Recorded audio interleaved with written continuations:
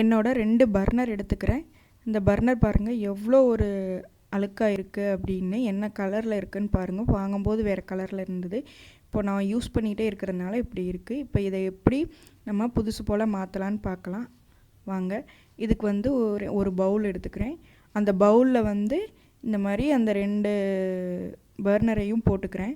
2 பர்னரையும் போட்டு இதில் வந்து நான் வந்து ஹாட் வாட்டர் வந்து சேர்த்துக்க போகிறேன். ஹாட் வாட்டர் வந்து எவ்வளோ அளவுக்கு ஹாட்டாக உங்களால் வைக்க முடியுமோ அந்த அளவுக்கு நல்லா ஹாட்டாக வச்சுக்கோங்க. இந்த மாதிரி ஹாட் வாட்டர் அந்த 2 பர்னருமே வந்து மூழ்கிற அளவுக்கு நல்லா 2 பர்னருமே நல்லா மூழ்கிடணும். அது மூழ்கிற அளவுக்கு எடுத்துக்கோங்க. இந்த மாதிரி ஒன்றுக்கு மேலே ஒன்று இல்லாமல் தனித்தனியாக இருக்கிற மாதிரி எடுத்து விட்டுக்கோங்க. எடுத்து விட்டு மூழ்கிற மாதிரி தண்ணி ஊற்றிட்டு இந்த மாதிரி ஒரு 1/2 லெமன் எடுத்துக்கோங்க.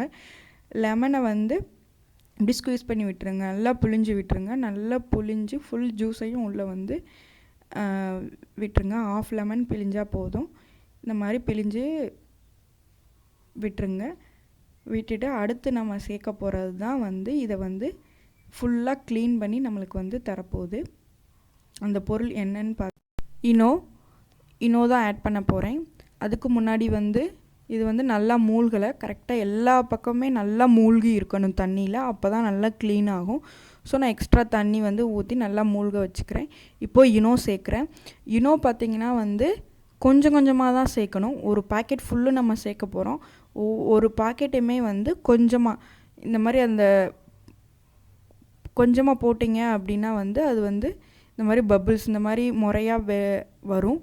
அந்த மாதிரி முறையாக வந்த உடனே ஸ்டாப் ஆனதுக்கப்புறம் திருப்பி இன்னொரு டைம் இந்த மாதிரி ஃபுல் பாக்கெட்டுமே ஒரு 7 டைம் 8 டைமாக கொஞ்சம் கொஞ்சமாக ஆட் பண்ணுங்கள். கொஞ்சம் கொஞ்சமாக தான் ஆட் பண்ணணும், அப்போ தான் வந்து அது நல்லா ரியாக்ட் ஆகும். ஸோ இந்த மாதிரி ஆட் பண்ணி ஃபுல்லாக ஆட் பண்ணிக்கிறேன்.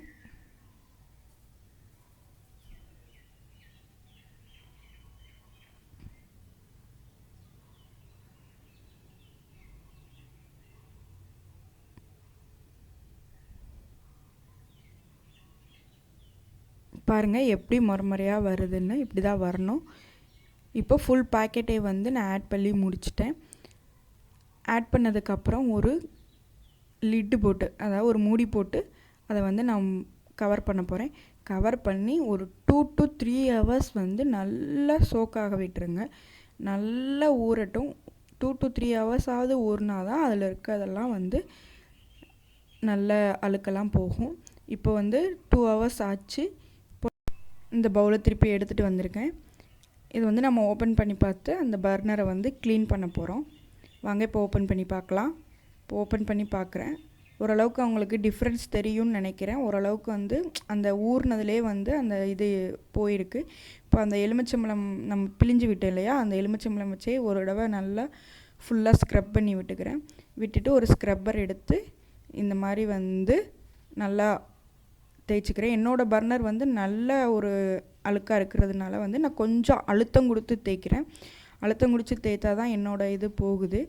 பட் பர்னர் இன்னும் கொஞ்சம் உங்களுக்கு கொஞ்ச நாள் தான் யூஸ் பண்ணியிருக்கீங்க, இவ்வளோ அழுக்கு இல்லை அப்படின்னா வந்து நீங்கள் லைட்டாக தேய்ச்சாலே வந்து நல்லா போயிடும். என்னோடய பர்னர் வந்து ரொம்ப அழுக்காக இருக்கிறதுனால வந்து நான் இந்த மாதிரி வந்து க்ளீன் பண்ணுறேன். கொஞ்சம் அழுத்தம் கொடுத்து க்ளீன் பண்ணுறேன். ஸ்டீல் ஸ்க்ரப்பர்லாம் வச்சு க்ளீன் பண்ணணும்னு அவசியம் இல்லை. இந்த நார்மல் ஸ்க்ரப்பர் வச்சு க்ளீன் பண்ணாலே க்ளீன் ஆகிடும். இங்கே பாருங்கள், க்ளீன் பண்ணி எடுத்துகிட்டு வந்துட்டேன். நல்லா க்ளீன் ஆகிடுச்சு, புதுசு போல் ஆகிடுச்சு. பெரிய பர்னர் பார்த்திங்கன்னா நல்லா ஃபுல்லாக சுத்தமாகிடுச்சு. சின்ன பர்னர் தான் கொஞ்சம் அங்கங்கே வந்து இதாக இருக்குது. இந்த பர்னர் வந்து நிறைய அழுக்கு இருந்தனால நீங்களே பார்த்துருப்பீங்க, இந்த சின்ன பர்னரில் கொஞ்சம் நிறைய அழுக்கு இருந்தது, அதனால் இப்படி இருக்குது. 3 monthsக்கு ஒன்ஸ் இந்த மாதிரி க்ளீன் பண்ணி வச்சுட்டோம் அப்படின்னா வந்து நம்ம புதுசு போல் நம்மளோட பர்னரை மெயின்டைன் பண்ணலாம்.